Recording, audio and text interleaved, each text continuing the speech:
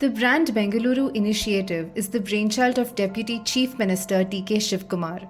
This initiative has got a funding of 1,360 crores in total in the last 2 years in the BBMP budget and is expected to get an additional 1,468 crores in the 2026-27 budget to complete any remaining work.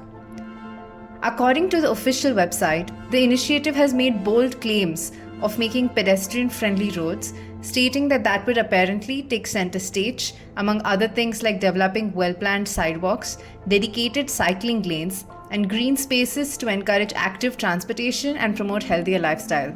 But if we look at the projects made public under this banner so far, they include projects like the Tunnel Road, the double-decker flyovers, elevated corridors, 300 kilometers of buffer zone roads, white topping of roads, the Sky Deck, which is just a tourist attraction, and other highly questionable projects.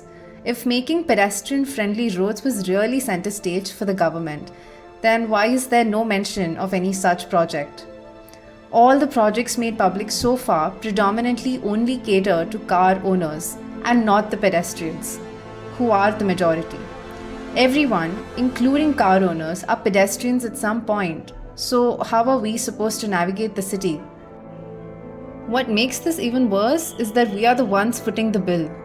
Our taxes are what will fund these projects and repay the loans taken by the state government to fund these projects. And the icing on the cake is that we are not even consulted for any of these decisions. This is because we have no representation in the BBMP, as the Municipal Council has not existed for 5 years now and no election has taken place. This is in fact the 5th budget that has been presented in the absence of an elected body. This gives the state government almost complete authority to do as they please with the city's infrastructure while using our money and impacting our quality of life. If you would like to know more about what you can do to change the situation, read the caption below, follow us, and share this video with a fellow Bangalorean.